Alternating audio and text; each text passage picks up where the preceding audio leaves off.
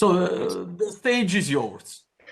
Great, thank you very much, and thank you, Andrea, and everybody else in this wonderful new series and group. I watched some of the previous ones, and it's fantastic.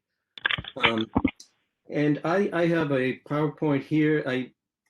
It covers the final section. I will just be talking through without a PowerPoint slides, but the first two sections I have some slides. And I think this time I'm going to kind of read through the paper because sometimes I don't. Sometimes I work through the slides, or the handout. But I think in this case I might waffle around a bit too much if I don't read kind of some of the main line of argument. So I think I'll start in now. You know, the explicit idea, the myth of the given, originated in Wilfrid Sellars' general critique of the entire framework of givenness, he called it in his 1956 article, Empiricism and the Philosophy of Mind. When he gave it in London, it was entitled The Myth of the Given, 3 Lectures on Empiricism and the Philosophy of Mind. And then the myth of the given was subsequently defended by Rorty and McDowell and Brandom in famous books, among many other philosophers. And it remains at the center of heated controversies about foundationalism in epistemology, about conceptualism and non-conceptual content in the philosophy of perception, and about the nature of the experiential given in phenomenology and in the cognitive sciences. My contention here, however, will be that the core of Sellars' original conception of the myth has been somewhat obscured in a way that has made it seem to be simply irrelevant or inapplicable to certain familiar types of views, to which I'm going to argue it was in fact intended to apply, and to which it can therefore represent a significant challenge. So a lot of this is that over the years, I've encountered a lot of views that says, sure, Sellars on the given, we all reject sense data. That's not relevant to the position I'm developing. And I think there's something further to be said about that. In section 1, okay, so I'll just do it this way. So that's what I'm going to argue. I'll argue that the core of Sellars' original conception was obscured in a way that has made it seem to be irrelevant to certain widespread types of views. And in section 1, let's just give the full layout here. In section 1, I'll begin by laying out the structure of some of the more familiar debates concerning the alleged myth. And then I'll offer a diagnosis of the sources of a widespread impression of irrelevancy that seems to me to have taken 2 opposed forms. One is that Sellars' critique of the given had an over-intellectualized target concerning conditions on epistemic reason-giving justification that renders it irrelevant to sufficiently thin or non-epistemic conceptions of the given. The second reaction, conversely, is that Sellars' myth targeted a far too impoverished conception of the given in the form of merely non-conceptual sense data or sensations, for example, and this renders it simply irrelevant to all of the more phenomenologically adequate or conceptually thick conceptions of the experiential given that have already learned the lesson of rejecting sense data and their ilk. Thick and thin, we'll see, comes from, goes all the way back to Lewis's 1929 book that I'm going to look at now. In section 2, I'll then examine an instance of the first reaction in the form of a view among recent defenders of C.I. Lewis that Sellars' myth is simply not applicable to Lewis's carefully non-epistemic and non-conceptualist version of the sensuous given. My response to this reaction will bring out a line of thought in Sellars' work that I have called, taking the lead from some remarks of Sellars, the myth of the categorical given.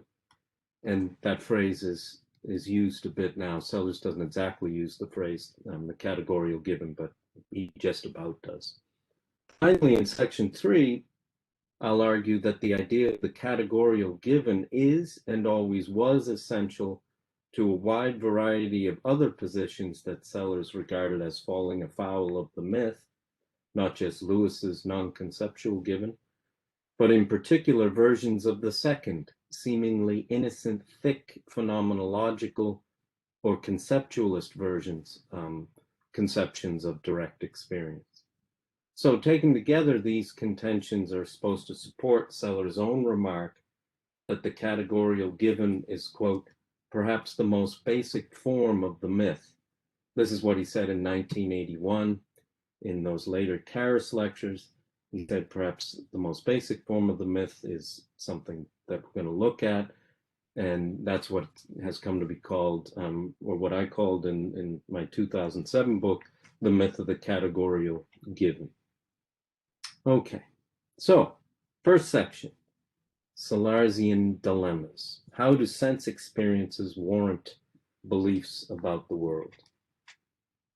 Both in recent debates and in Sellers' EPM, the primary focus of the critique of the given as a myth has appropriately enough been on the alleged insufficiency of any non-conceptual sensory given to fulfill the various roles that the foundationalist given has been supposed to play in human belief and knowledge.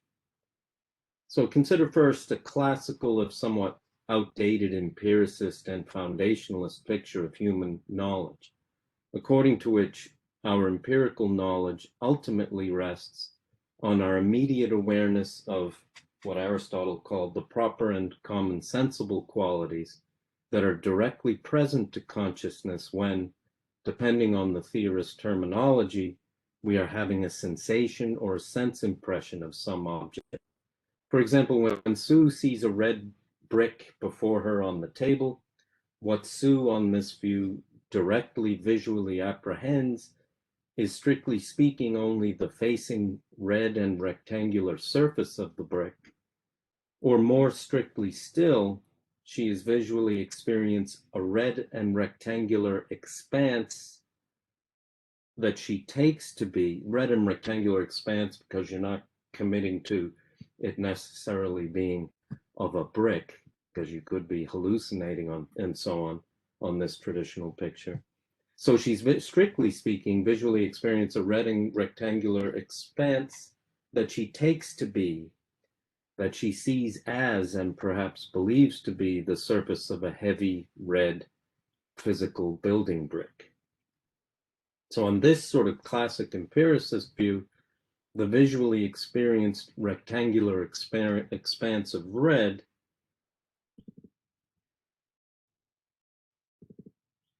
just fixing something here.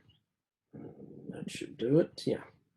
The visually experienced rectangular expanse of red is what is receptively and sensuously given in the experience. It's not given that you're visually apprehending a red brick. That's what you see it as. What your visual apparatus receptively provides you with is the reception of the face, is a sense impression of the facing surface of the brick, and so a red and rectangular expanse on this classical view. On this sort of view, the visually experienced rectangular expanse of red is what is sensuously given in the experience. That the red surface is that of a building brick, by contrast, is what the strictly given element is perceptually taken to be, or experienced as, depending on the conceptual recognitional capacities and expectations of the perceiver. Various Sellers-inspired and similar criticisms of the myth of the experiential given, when it has the above traditional empiricist shape, have generally taken the form of arguing that such sensory states of consciousness neither qualify as themselves instances of empirical knowledge. The having of a sense impression isn't a knowing itself, nor do they provide any warrant, such sense impressions for an empirical belief. Now, my concern, we'll look at some, but my concern isn't really to rehearse and evaluate these arguments or the usual objections to them here, although I think it's important. So for present purposes, I'm going to do some brief things. First, some people will be aware of some remarks of Sellers that will call to mind his arguments in this connection. For example, Sellers' familiar claim that to characterize something as a knowing is, quote, to place it in the logical space of reasons, of justifying and being able to justify what one says. Or his normativist contention that, quote, the idea that epistemic facts can be analyzed into non-epistemic facts is a radical mistake, a mistake of a piece with the so-called naturalistic fallacy in ethics, unquote. Or his view that, quote, sensations are no more epistemic in character than are trees or tables and are no more ineffable. They're not ineffable really because of his myth of Jones, a kind of theory about how we have knowledge of our own and other minds and so on. But I won't be talking about that. So the expansion of these remarks into arguments, both in Sellers and others' writings, has taken many well-known forms. For example, Richard Rorty highlighted Sellers' emphasis on the social aspects of normative reason giving in relation to one's peers, and Rorty vividly distinguished questions of causation from questions of justification. In a different vein, J. Rosenberg, Robert Brandom, John McDowell, they developed the Kantian strands in Sellers' thought to argue that not only epistemic justification, but more fundamentally, and this is important, the possibility of having any conceptually contentful thought or intentionality in the first place requires a background of conceptual capacities on their argument that serve as implicit criteria of correctness or incorrectness of application in general. On these Salarzian views, there is no conceptual content or intentionality, properly speaking, in the first place, without a background space of rational normativity of this kind. And here I would add that J. Rosenberg and others do as well, and Sellers himself did late in his career, that one really should also seek to accommodate the various analogously functioning proto-concepts, Sellers called them, the tracking abilities and other biologically proper functioning natural capacities and evolutionary inheritances that are possessed by sophisticated non-language using and language using animals alike. That is, the reason certain sophisticated animals can perceive that there's a fly on the rock and so on, is because of a wider space, not a space of reasons, not a linguistically informed, logically informed space of reasons, but a wider space of proper functioning within which their capacities are, so to speak, designed by evolution to operate in certain ways. Sellers gestures toward this sort of view in his later writings, and his student Ruth Millikan, of course, made a great deal of progress on that, or commitments to that in her work. Now, another example is the Salarzian dilemma as it's come to be known in epistemology. And Larry Bonjour, before he converted to foundationalism, had been a defender of Sellers against the given. And he formulated the Salarzian dilemma, as it's come to be known, this way, quote, the proponent of the given is caught in a fundamental and inescapable dilemma.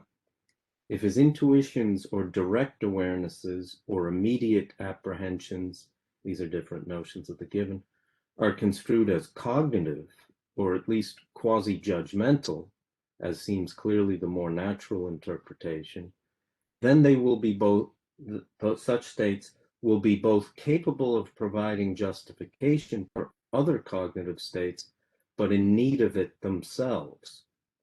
On the other hand, if they are construed as non-cognitive, non-judgmental, then while they will not themselves need justification, they will also be incapable of giving it, providing it to other beliefs. In either case, such states will be incapable of serving as an adequate foundation for knowledge. This, according to Bonjour, is why empirical givenness is a myth, or so Bonjour at that time. De Vries and Triplett, in their work, their book on Sellers, Empiricism, the Philosophy of Mind, they kind of nicely lay out these justificatory dilemmas this way. It's similar to Bonjour. The doctrine of the given requires that for any empirical knowledge that P, some epistemically independent knowledge, G, that's the given, is epistemically efficacious, that is, provides justificatory support with respect to P. So for any item of empirical knowledge, there's some independent given which provides warrant to that claim. And then the dilemma has a similar shape to Bonjour's. If the given G is non-propositional or non-conceptual, then G does not have the right shape to function as a premise in any justificatory reasoning and is thus epistemically inefficacious. You can think of Davidson's only a belief can justify another belief is one way to think of that. So a mere non-conceptual sensation cannot be reason providing. Whereas if G is propositional or conceptualized, then the arguments will be that G will not prove to be epistemically independent in the way that the givenness requires. There'll be background, holistic assumptions, epistemic assumptions, semantic assumptions that are part of why it is that you have that sort of conceptual capacity in the first place. So that's the dilemma. If the given is kind of a non-conceptual sensing, okay, it doesn't need justification, but it doesn't provide any. Whereas if it's conceptually rich, the given can supply justifications, but then it's not independent, it's not autonomous, it's not epistemically independent, it's not given. Okay. Now, I think, well, there have been vigorous arguments about each horn of these dilemmas. So, the proof is really in the pudding. It's about detailed arguments for each of these horns of the dilemma and then possible solutions to them. But I'm interested in a slightly different thing today. Those issues do retain their importance despite not being what I'm going to address. For as I indicated at the outset, I'm concerned with two forms of irrelevancy objection or inapplicability reaction to Sellers' myth, even if we assume the supporting arguments are good. So the one sort of reaction contends or assumes that the target of Sellers' myth is irrelevantly thin, saying, as it were, of course we should reject the woeful classical empiricist conceptions of the bare, non-conceptual sense datum given that Sellers focused on in the 50s. Those impoverished conceptions are then viewed as irrelevant to the givenist defender's own seemingly innocent, thick experiential given, carefully conceived, for example, as a richly phenomenological analysis of our ordinary embodied and social lived experience, taken initially on its own terms. Michel Montagu's 2016 book on the given is a very good one for providing an analytic and phenomenological analysis and in the philosophy of perception, very well resourced, which quotes Sellers on the first page and says, like Sellers, I'm concerned with what's given. Of course, Sellers, we don't need to consider Sellers' He was concerned about justification, as is McDowell. I'm concerned with the rich given as it is given in the social embodied world of experience. So Sellers and McDowell receive no further mention because they're irrelevant to the given when it's properly spelled out and it's not 1950. Not that she has that attitude, it's a very good book. Conversely, however, the opposite sort of reaction contends that Sellers' mythic target is irrelevantly thick as far as the defender's own safely non-epistemic, non-justificatory conception of the non-conceptual given is concerned. The Salarzian dilemma on this reaction is too focused on higher level questions concerning propositional justification and intellectual reason giving, which are regarded as simply inapplicable to more basic questions concerning what is directly given or present to cognitive consciousness. Both sorts of cases can be difficult to recognize as even possible instances of the myth of the given. With regard to the first reaction, for example, how could a conceptually thick understanding of perceptual experience possibly fall afoul of Sellers' famous critique if it's conceptually rich? And similarly, in the opposite direction, how could any view that presents the sensory given as resolutely non-justificatory, as just a factor in our perceptual experience, possibly be subject to Sellers' myth, concerned as it was with conditions on epistemic justification? It's in attempting to clarify the grounds in Sellers' account for replying to both sorts of irrelevancy objection that the question of the real intended scope and nature of the myth of the given, I think, will begin to come to the fore. So in section 2, I'll now take up the non-conceptualist version of the irrelevancy objection. And then in section 3, it should also become clear why it is that no matter how conceptually and phenomenologically thick a conception of the given might be, the challenge represented by the myth remains a further question to be evaluated, and the grounds on which it would be debated, I hope to make clear. Okay, section 2, C.I. Lewis.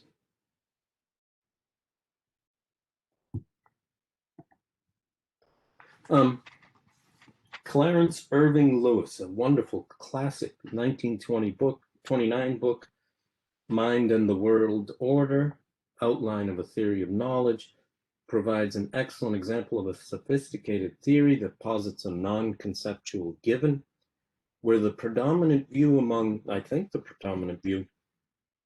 recent defenders of Lewis is that his concept, well, certainly among defenders, but even majority interpreters, I think, is that his conception of the given element in experience, as he calls chapter 2, is a safely non-epistemic conception to which Sellers' myth is therefore simply not applicable. Zareczny has recently articulated this widespread interpretation of Lewis as follows, quote, since Lewis's conception of givenness is not directly epistemological in the Salarzian sense, and his account of empirical knowledge has roughly a Salarzian non-foundationalist structure, then Lewis's conception of the given is immune to Salarzian criticism of the myth of the given. Now, for our purposes, I think we can simply grant, not that I agree necessarily, to Lewis's defenders that their claim that he was not a foundationalist about knowledge. This is another thing in the Lewis literature. He used to be interpreted as a foundationalist, but in recent decades, many Lewis interpreters say he was not, in fact, a foundationalist about knowledge. We can also recognize that Lewis rejected sense data, and he rejected phenomenalism among his contemporaries. But elsewhere, I'm arguing in a forthcoming thing on Lewis and Sellers that Lewis conceives sense data and phenomenalism in a certain way. It's as if it's an act-object conception that really sneaks in concepts in a way that Lewis thinks is invalid. So yes, it's true that he'll reject sense data and phenomenalism interpreted in the ways that he interprets them. But really, I mean, we can just suppose that Lewis's non-conceptual given played no justificatory role at all in his theory of knowledge. I don't think that's the case, but we can assume that for our purposes, because the question we're considering now is whether Lewis's non-conceptual given element in experience, even in its officially non-epistemic causal and phenomenological roles, is immune to, or to the contrary, is a proper target of Seller's myth of the given. That's what I'm interested in today. So for this, we're going to need to take a look at Lewis's given, at least a brief look. Lewis argued that human perceptual knowledge involves two fundamental elements: a concept possessed by the knower, and a sensory presentation, as he calls it, or given element that is received from the world. He sought by philosophical reflection to isolate what he called the thing given of sensory immediacy within our, quote, thick experience of the world of things. And he stipulated that proper knowledge, pertains only to our conceptualized experiences, not to the non-conceptual given element itself. Lewis recognized the difficulty of trying to abstract in this way philosophically away from the inevitable intrusion of concepts into our attempted descriptions, writing that, quote, "We cannot describe any particular given as such, because in describing it in whatever fashion, we qualify it by bringing it under some category or other, select from it, emphasize aspects of it, and relate it in particular and avoidable ways. So that in a sense," Lewis continues, "the given is ineffable always, yet no one but a philosopher could for a moment deny this immediate presence in consciousness of that which no activity of thought can alter or create." So if I open my eyes and I see the apple, I'm at least aware, as H.H. Price would have said, of an expanse of red, of a red sense datum, even if I'm hallucinating or it's a wax apple or whatever the case may be. To talk about it, I need concepts, but who can deny the immediate presence of the expanse of red itself, consciousness?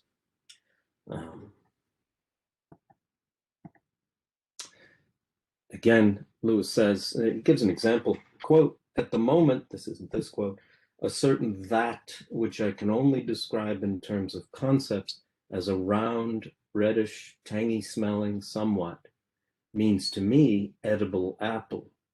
An object such an apple is never itself given.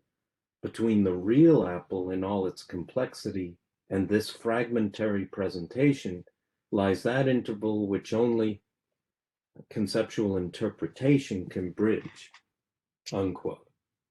So Lewis's thing sensuous given element in our knowledge takes the form of ineffable and fragmentary qualia presentations. Quote, "Its content, the given, is either a specific quale, such as redness, the immediacy of redness or loudness, or something analyzable into a complex of such. Furthermore, while, quote, the presentation as an event is unique, the qualia which make it up are not." This is an early use of qualia as well, of course, in Lewis, 1929. It's a wonderful book. The qualia which make up the presentation are not unique to that event of their being presented to you. They are recognizable from one to another experience, say, as red, as repeatable content, Lewis says, unquote. At the same time, however, Lewis holds that, quote, "Such qualia, although repeatable in experience and intrinsically recognizable, have no names.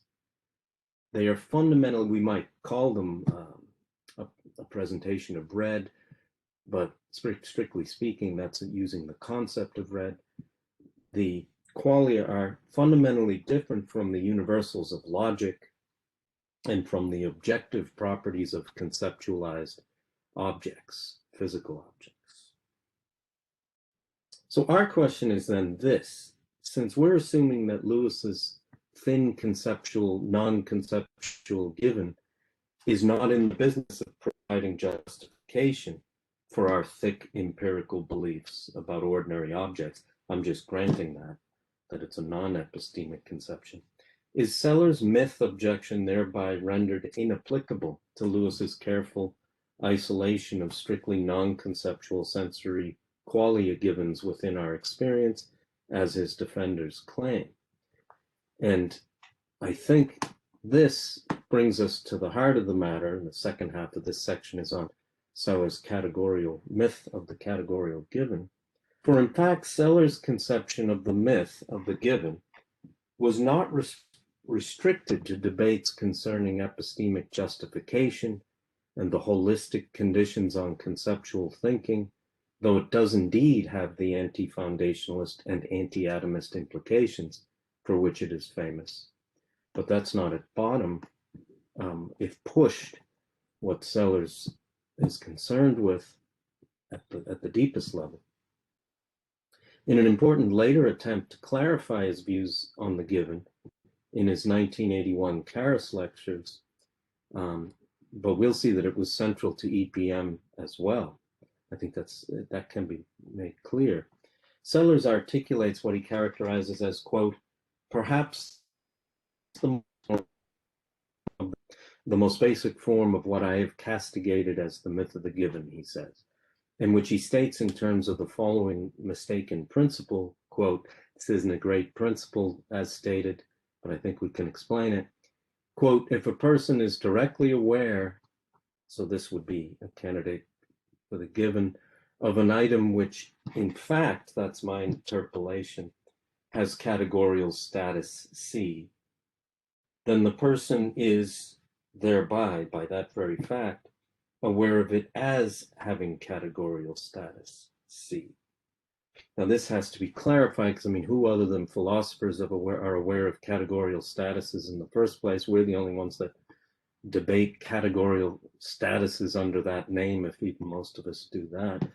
But what he's got in mind is the implicit assumption that if we're directly aware of something, of some item, as he says, trying to be categorically neutral, then the principle says we're directly aware of it as the basic sort of item that it really is. Direct awareness reveals at least the basic type of thing, what you're directly aware of is. So,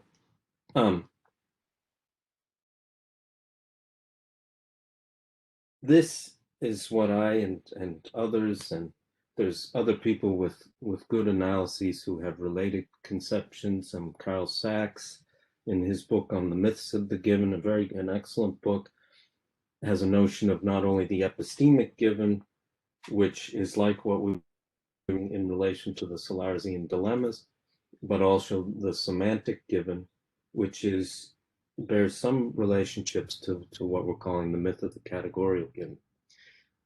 Its rejection, if you reject the myth of the categorical given, this entails that any item of direct awareness can be fundamentally, if perhaps only implicitly, miscategorized as to what basic sort of item it really is. And this is really going to be the fundamental point, that there's nothing that you're aware of in any manner whatsoever that, according to Sellers, is immune to a challenge that it's been perhaps naturally, perhaps innately, or however, miscategorized in a fundamental way, even if it's part of our innate apparatus for getting around nature. Okay, now, first a few words about categories and conceptual frameworks. Categories for Sellers are, roughly speaking, I'm not going to go into detail on this, we don't need to, they're roughly speaking meta-conceptual classifications of types of concepts, classifying the latter as functioning within some cognitive linguistic framework or other, that serves to represent the world as being a certain way, and thus as containing various sorts of things and types of events. I think this is a very Kantian view of categories. We have substance concepts, we have causal concepts. The categories of substance and causality for Kant and Husserl's interpretation of Kant basically classifies some of the most logically fundamental modes of conceptualization at the first order in terms of which we experience the world. So people aren't going to talk about categorical statuses, but for Sellars, any conceptual linguistic framework is going to sort things into particulars, qualities, subjective states, objective states, and the second order classification of those second nature linguistic concepts that we have is what he means by categorical analysis or categorical ontology.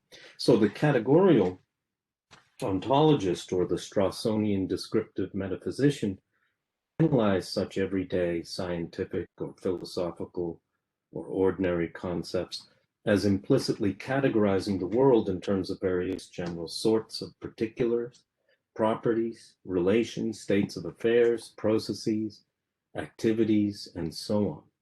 Sellars holds that our sophisticated common sense conception or manifest image, as he famously called it, of the perceptible world has been analyzed in different ways by different philosophers, and that there's truth and falsity about how accurately or how coherently these analyses have captured our actual implicit categorizations of our common sense framework of persons, bodies, and their qualities and relations.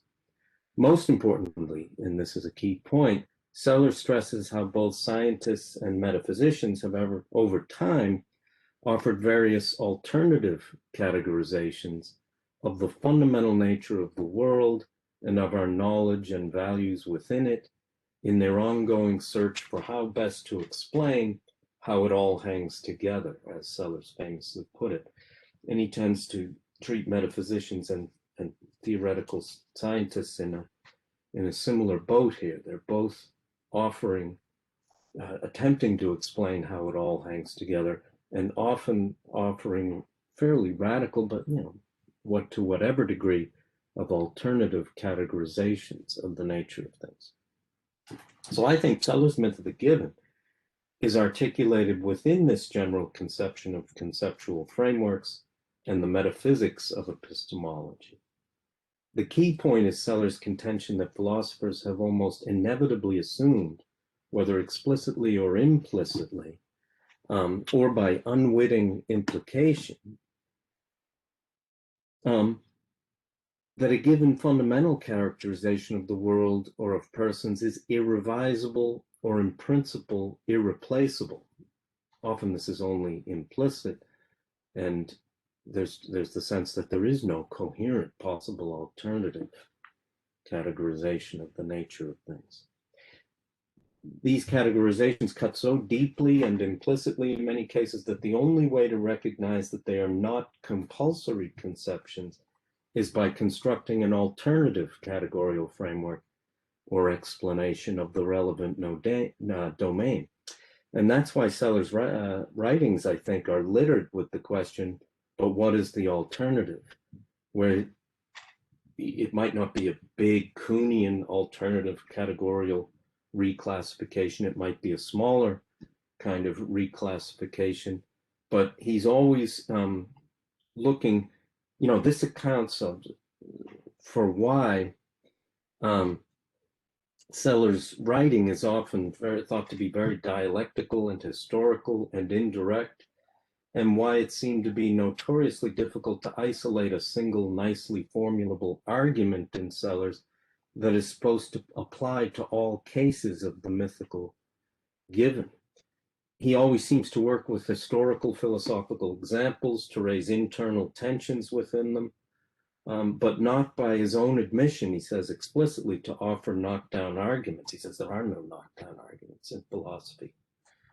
He articulates models as explanatory alternatives, and I'm suggesting that this is not an accident, but has to do precisely with, quote, the most basic categorical form of the myth of the given. The question of the ultimately correct categorical ontology of the sensible qualities, that provided the most important example of this kind for Sellers, but importantly not the only type of case. Sellers' primary motivating interest in the myth of the given in this particular case was ontological, the case of the sensible qualities. The extant categorical ontologies of the sense datum givenness, for example, but also alternatively at mid-century of the ordinary language philosophers, or of directly realist and conceptualist theories of appearing, all served, according to Sellers, to block the road of inquiry and to render invisible what Sellers in the end speculatively argues is or will be the correct categorical analysis of the location of color and other sensible qualities in the ontological scheme of things.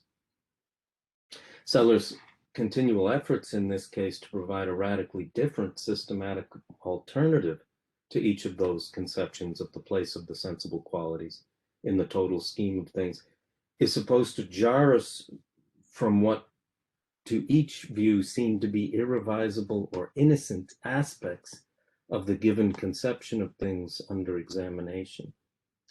And you don't need to accept Sellers' particular alternative for the account of the myth of the categorical given, just that it is open to a possible alternative categorization dislodges the seeming irrevisability of the view under consideration.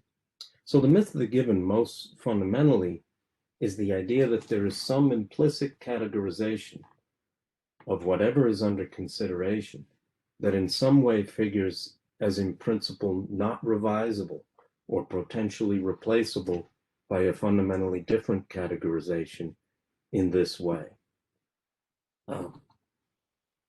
So most often this is due to some type of presence or entity being thought or assumed to be revealed as it really ultimately is, call this way category C, simply in virtue of one's being directly aware of it under this implicit and perhaps unwitting categorization.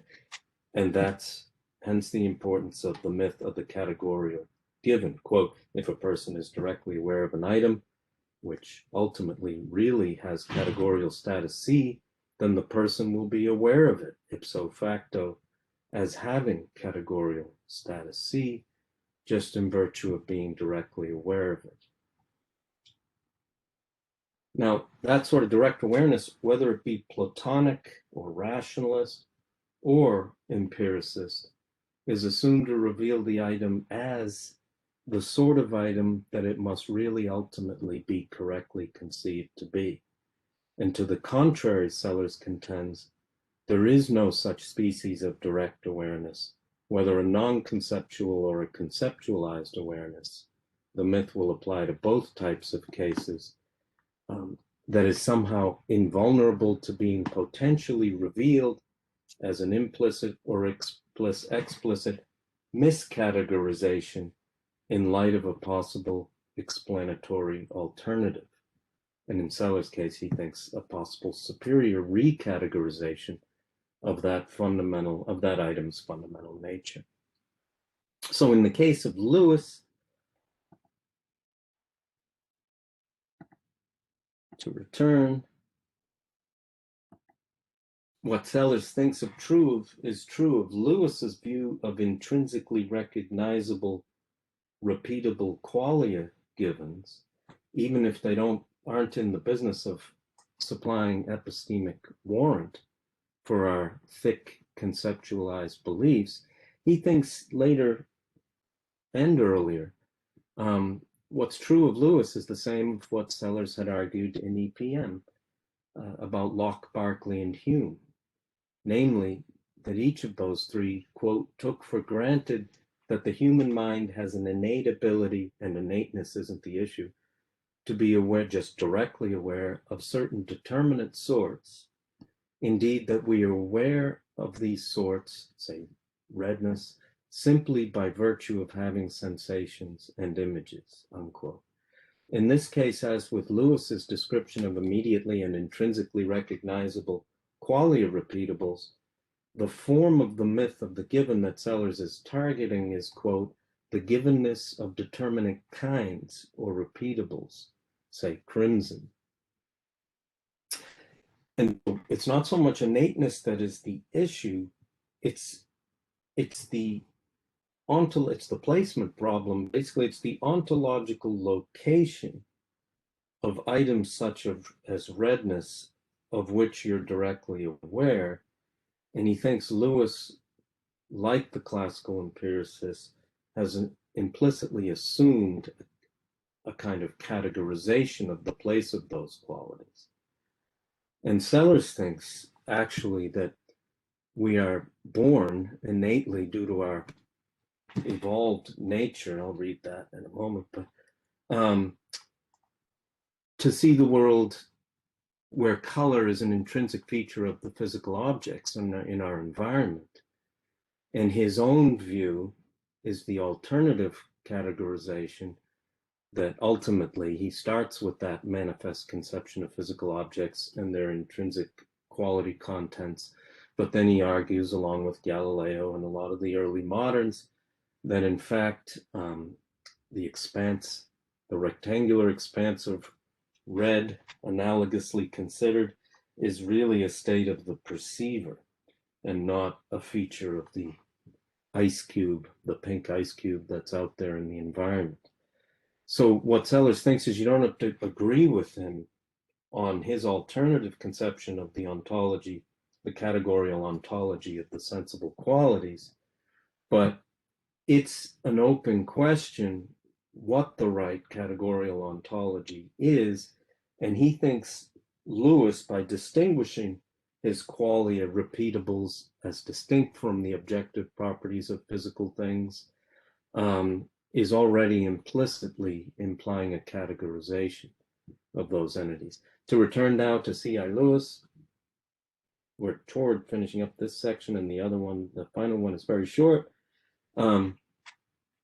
Sellers basically argues, as I've said, and I think I will then do it with this quote, which is from 1953. Is there a synthetic a priori? He evaluates Lewis this way. All classification of objects, however confident and peremptory, is a venture which at no point finds its justification in a pre-symbolic or pre-conceptual vision of generic and specific hearts on the sleeves of the objects of experience. I'm afraid, however, that our agreement with Lewis, certainly on that conception of the pragmatic a priori and reclassification, I'm afraid that our agreement with Lewis is more shadow than substance, for while Lewis writes in this manner of the interpretation of the given by means of concepts, whose implications transcend the given, he also holds that the sensible appearances of things do wear their heart on their sleeves, and that we do have a cognitive vision of these hearts, which is direct, unlearned, and incapable of error, though we may make a slip in the expressive language by which these insights are properly formulated. Because we saw Lewis talk about the immediate intrinsic recognition of the redness and loudness of the quality that are presented to us. But in other words, the assumption to which we Sellers are committed requires to extend to all classificatory consciousness. And this will be put at second order categorical consciousness. To extend to all classificatory consciousness whatsoever, the striking language in which Lewis describes our consciousness of physical objects. Okay. Now, and we're just about going to finish here. Someone's requesting to annotate on the slide here.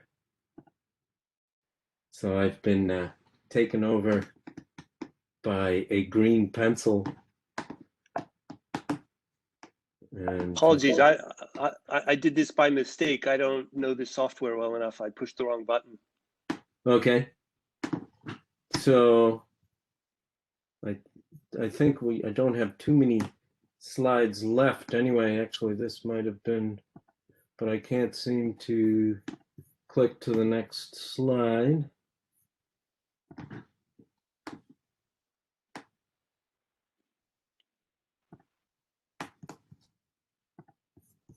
Yeah, so I believe possibly that was my final slide at any rate. And I just want to pick up, make sure this is the real fundamental point about this. The earlier dilemmas we looked at about the given, the most famous ones, were justificatory dilemmas. And one type of response, in this case, interpreters of Lewis, and a very sharp interpreter of anybody, a good interpreter, Ken Westphal, he put this point to me firmly, is that Lewis's given is just immune, like Jarebsky said, to Seller's myth of the given, because that concerned epistemic justification. And Lewis is carefully talking about an isolated, non-conceptual, epistemic notion of a given. But Seller's point isn't just about justification. If it's pushed deeply enough, it ultimately has to do with ontological categorization and metaphysics. It has to do with invisible to the defender, implicit assumptions about the sorts of entities or items that are directly given to consciousness in this case. And there's an implicit classification, Sellers thinks, that's made vivid and can be brought to consciousness when you construct an alternative. And in this case, Sellers' own view of the place of color and other sensible qualities is one that he happens to think is true. But for the myth of the categorical given, the key point is just that it is a coherent alternative. And so the business is a best explanatory one of providing the best overall explanation. Now, so that in fact was the end of the section 2, and it's fine because I'm just section 3. I'm just going to make some brief comments if I can. I've probably hit 55 minutes here, so I apologize for that.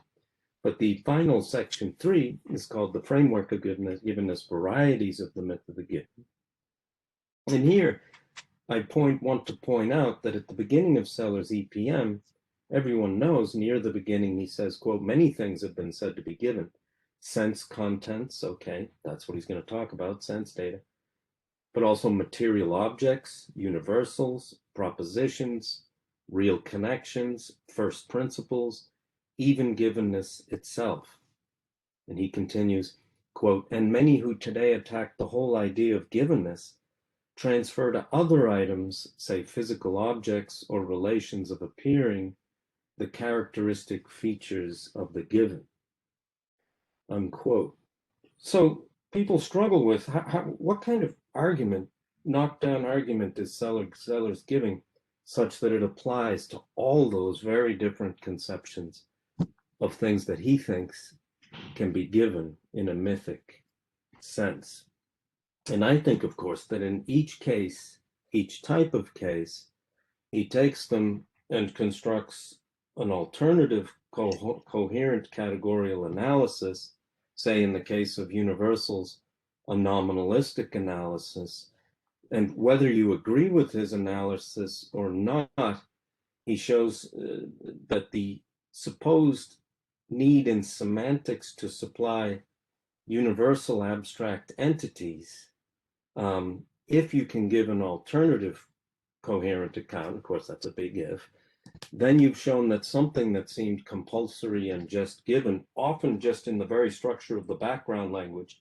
In a later article on Herbert Hochberg, Sellers, I think it's there, he says perhaps one of the most fundamental the last refuge, he says, of the myth of the given is the idea of the background language in the meta language, as something that's just given.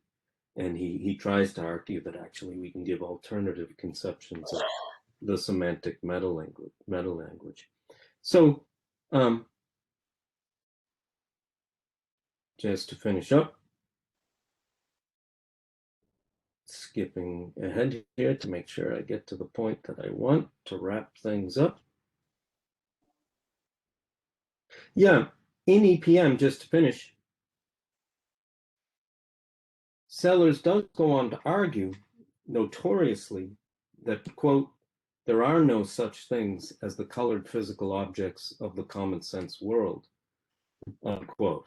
And he emphasizes that this is to be taken, quote, this is EPM part 9, not as an empirical proposition within the common sense framework, but as the expression of a rejection, in some sense, of this very framework itself, in favor of another built around different, if not unrelated, categories.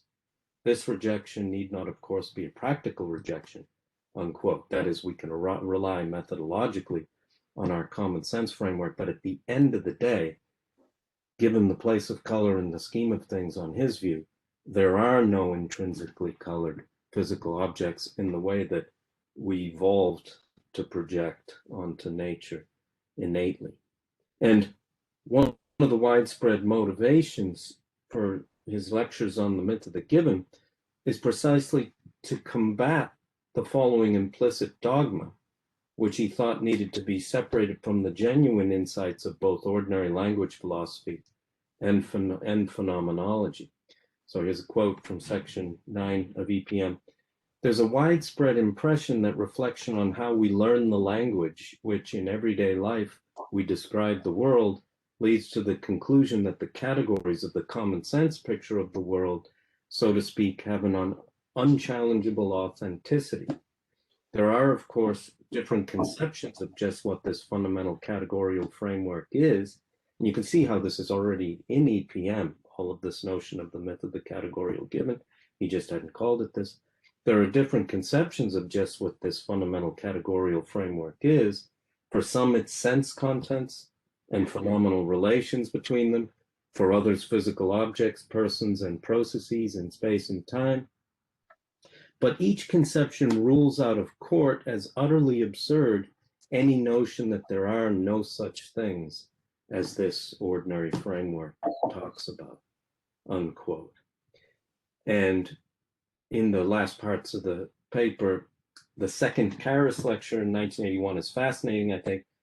Sellers compares his own pure process ontology, his radically alternative ontology of the nature of things, to Bertrand Russell's neutral monist ontology of sensibilia in a favorable way, as if you de-epistemologize Russell, then his neutral monism was pretty much right. He doesn't quite put it that way, but he's comparing his view to Russell's, and he says, quote, this is Russell's neutral monist, quote, alternative framework need not be viewed as offering analysis of manifest image statements as preserving sense. It is rather to say that the one framework is, with appropriate adjustments in the larger context, replaceable by the other framework, eliminable in favor of the other. This replacement would be justified by the greater explanatory power of the new framework, unquote.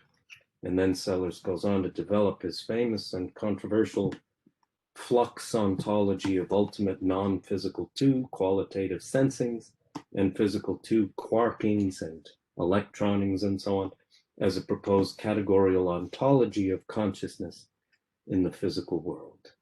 Again, it's not whether one agrees with that for these purposes, but in sum, Sellers' main concern from start to finish was that the myth of the given, in both its conceptual and non-conceptual guises, and in form whether holistic or atomistic, foundationalist or coherentist, his concern with the myth of the given is that it would unwarrantedly block the speculative road of inquiry in general, including, of course, his own rather radical synoptic proposals. He would not have been at all surprised by the two sorts of widespread irrelevancy objections, since the relative invisibility of the categorical given in one's backyard is what his critique of the categorical given predicts. Thank you. Sorry for going on so long. Thank you very much, Jim. Really a great talk. virtual clap. So, so we can start